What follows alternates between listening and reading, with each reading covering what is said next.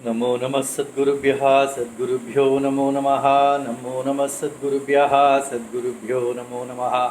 ज्ञानवैराग्यसम्पूर्णान् हरिभक्तिपरायणान् पूर्वाचार्यानहं वन्दे सम्प्रदायप्रवर्तकान् भगवत्पादमाचार्यं श्रीमद् रामानुजं मुनिं श्रीमदानन्दतीर्थं च श्रीरामानन्दयतिं हितं श्रीवल्लभं च निम्बार्कं कृष्णचैतन्यमेव च ज्ञानेश्वरं तथान्याश्च पूर्वाचार्यान् स्मराम्यहम् आचार्येष्वपि सर्वेषु तारतम्यं विना खलौ शुद्धं भागवतं धर्मं जग्राह प्रेमिको गुरुः। हरे रामेति कृष्णेति नाम संकीर्तनं सदा लोकक्षेमाय कुर्वन्तं प्रेमिकं सद्गुरुं भजे।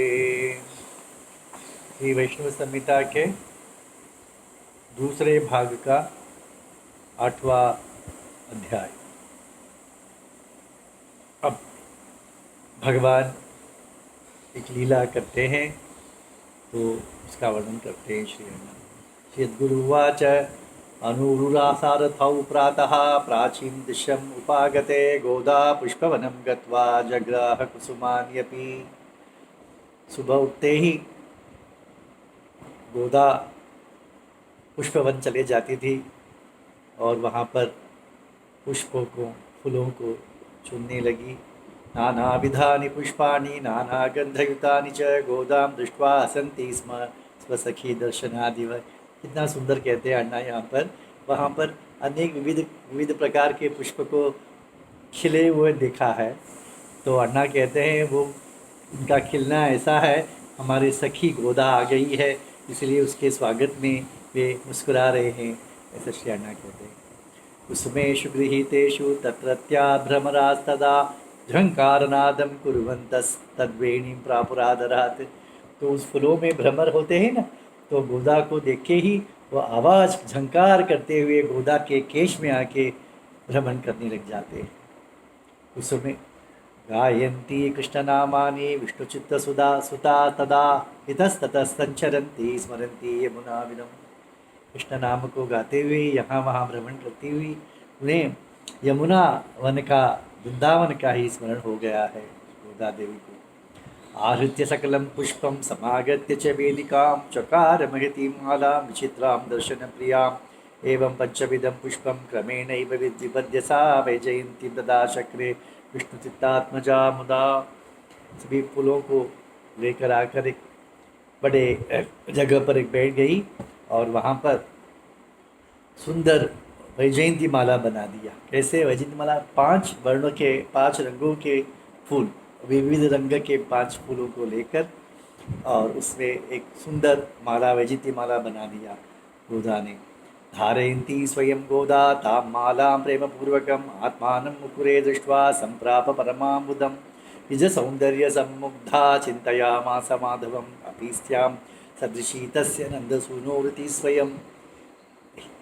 माला बनाकर कृष्ण को सौंपना चाहिए ना, उसने क्या किया, स्वयं माला पहन लिया गोदा ने और आईने में देखने लगी। नहीं, कृष्ण तो भुवन सुंदर है, श्याम सुंदर है, क्या मैं उसके अनुरूप सुंदर हूँ या सुंदरी हूँ या नहीं, इसे देखने के लिए आईने में दिखती है। और श्री अन्ना कहते हैं कि ये माला कितने मेरे घुटने तक आ रहा है तो भगवान के लिए या जांग तक आएगा तो मैं ऊंचाई में मैं कृष्ण के अनुरूप होंगी, ऐसा वो चेक करती है। और मैं कृष्ण के सुंदरता के अनुरूप हूँ या नहीं यह भी देखती है। कंठाद्विमुच्यतां मालां पेटिकायां निधाय च प्रददौ विष्णुचित्ताय प्रेमपूरिता मानसा। और फिर उसे माला को निकालकर विष्णुचित्त अपने पिताजी जिस टोकरी में रखते थे माला भगवान को ले जाने के लिए, उसमें रख देती है। विष्णुचित्तोपिता माला मादाय च यथा विधि गोविंद मंदिरम गत्वाप्यर्चकेभ्यो ददौ मुदा। विष्णुचित्त भी उस टोकरी को लेकर माला को लेकर मंदिर गए और वटपत्रशाही भगवान के मंदिर में उस माला को समर्पण कर दिया। ताम तां मालामर्चका दृष्ट्वा केशपाशसमन्वितां कोपेन महता युक्तः पुरुदूर्भट्टसूरये। विष्णुचित्तोऽपि सक्लेशमागत्य वनभवनं स्वकं गोदामानीय स प्रेमं तर्जयामास संभ्रमा। जब वो पानी जल छिटक कर वो लेते हैं ना, तो छिटक के समय उन्होंने देखा कि एक केश था उसमें, माला में अर्चक स्वामी ने, पुजारी ने देख लिया था। उन्होंने कुपित हुए, विष्णु पर क्या लाए हैं आप, केश वाला तो दोष है, तो ये ले जाइए, नहीं चाहिए, ले जाइए, ऐसा गुस्सा किया उन्हें। और भी विष्णु भी देखा, ऐसे केश कैसा आ जाता है, मैं तो बहुत ही ध्यानपूर्वक माला बनाता हूँ, ऐसे कैसे हो गया है। ऐसे कहकर वो बहुत खिन्न हृदय होकर घर लौटते हैं। और गोदा सो कहते हैं, पर गोदा कहती है, गोदा ने स्वीकार कर लिया कि उसने पहना था करके। तब उन्होंने प्रेम पूर्वक उसकी तर्जना भी करते हैं कि तुम्हें ऐसा नहीं करना चाहिए था करके। मालाम अन्याम, इसलिए मालाम अन्याम विधायापि विष्णुचित्तः स संप्रभम गत्वा कृष्णालयं शीघ्रम अर्पयामास मालिका। तो क्या किया, पुनः फूल चुनकर ले आए, पुनः शीघ्रता से माला बनाई और मंदिर चले गए भगवान को अर्पण करने के लिए। तस्यां तु धार्यमाणायां मालायां माधव स्वयं अवोचत अर्चकाविष्टो मेघगंभीरया गिरा। उस माला को भगवान ने पहना नहीं, और अर्चक पुजारी में आविष्ट होकर भगवान स्वयं कहते हैं। श्री भगवान उवाच न मे बहुमतं नव्यं माल्यम एतन् महामते गोदा कुंतल सौगंध्य संयुक्तम माल्यमाहर। मुझे ये माला नहीं चाहिए, जिस माला में गोदा का केश का सुगंध है वही माला मुझे चाहिए। समर्पितं प्रीतिपूर्वं गोदया प्रियया मम विष्णुचित्त तवे तदेवेह माल्यमाने सत्पुरम। बड़ी प्रेम से उसने माला बनाई, मुझे उन्हें दी है, मुझे वही माला चाहिए, आप जाकर उसे ले आए उस माला को। विष्णुचित्त न जानासि कोमल हृदय मम वशंगतोस्मि ते पुत्र्याः स्वतंत्रोपि प्रियादहम्।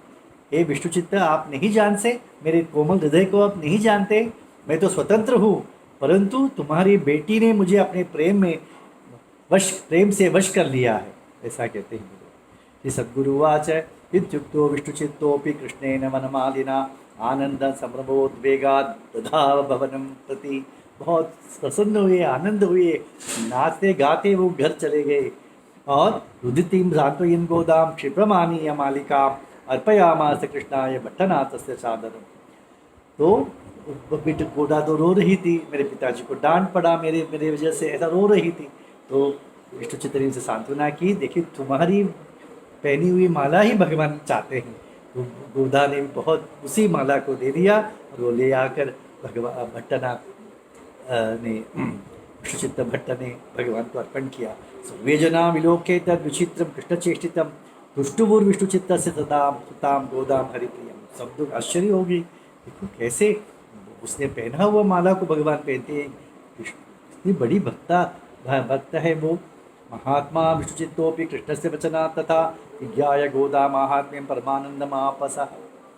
विष्णुचित्त भी जान गए अपने पुत्री के महात्म्य। विष्णुचित्तोपि सप्रेम पश्चातापेन संयुतः सांत्वयामास गोदा च रुदतीं विहराधरे। तो विष्णुचित्त गोदा के सांत्वना करने लगे। विष्णुचित्त उवाच महात्म्यं नैव जानामि तव कृष्ण मनोहरि बाल्यात् आरभ्यते भक्तिं दृष्ट्वापि न च ममात्मजे। मैं आप तुम्हें तो बचपन से देख रहा हूँ, तुम्हारी भक्ति कैसे बढ़ रही है, परंतु मैं तुम्हारी महात्म्य महत्ता नहीं जानता हूँ। वात्सल्य प्रेम पाशेन निबद्धं हृदय मम तस्मादेव न वेद्मि त्वाम अवतीर्णम अयोनिजम। मैं पुत्री का वात्सल्य किया तुम पर, इसलिए मैं तुम्हारे महात्म्य की ओर नहीं मेरी दृष्टि गई, परंतु तुम तो मुझे तुलसी वन में अयोनिज रूप में प्राप्त हुई थी, तो तुम्हारी महिमा मैं अब जान गया। अपचार भया देवदेव से शांगिणः सप्रेम निंदितासी त्वं मयि कन्ये क्षमा कुरु। देखिए, पुत्री होने पर भी उन्होंने क्षमा याचना की।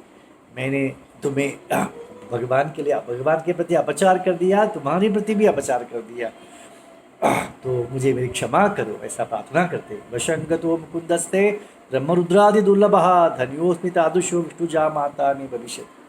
जो भगवान, जो कृष्ण ब्रह्मा शिव आदि के लिए भी दुर्लभ है, ऐसे जो भगवान है वो मेरे जमाई बनने वाले हैं।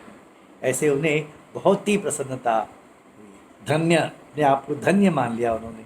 सद्गुरुवाच इत्युक्त्वा विष्णुचित्तोऽपि रुद्धकण्ठोरुरोध च सान्त्वयामास तं गोदा पितरं लोकपूजितम्। ऐसे पिताजी को गले लगाकर गोदा अपने पिताजी की आप सांत्वना करती है, बारी बारी सांत्वना करते हैं।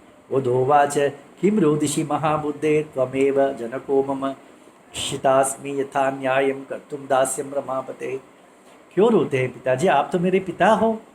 तो बच्चों को कृष्ण भक्ति कृष्ण की दासता सिखाना ये तो हर पिताजी का कर्तव्य है। न मेऽस्ति क्रोधलेशोऽपि त्वयि भागवतोत्तमे भगवत प्रसादान में नूनम कृष्णानुग्रहो भवेत्। मुझे आपके प्रति लवलेश किंचित भी क्रोध नहीं है। मेरे में जो यदि कोई भक्ति है वो सिर्फ आपके कारण ही, आपके कृपा के कारण ही मुझे प्राप्त है। यद्यस्ति प्रेम माधुर्यम यत्किंचित हृदये मम त्वमेव कारणम तत्र तातपाद नमोस्तुते। आपकी पुत्री बनने से ही, आपके द्वारा कथा, कृष्ण कथा सुनते ही, आपके सत्संग से ही मुझे में कृष्ण भक्ति आई है। ऐसे श्री गोदा कहती है। सद्गुरुवाच इत्युक्त्वा सान्त्वयामास पितरं वैष्णवोत्तमं कृष्णस्य महिषी गोदा मधुरं प्रेमपूर्वकम्। क्या कहते हैं श्री अन्ना यहाँ पर? कृष्णस्य महिषी गोदा, कृष्ण की पट्टरानी बन गई है गोदा। ऐसे गोदा मधुर वाणी से अपने पिताजी की सांत्वना करती है। श्रीमते रामानुजाय नमः। श्री प्रेमकेंद्र सद्गुरु महाराज की जय।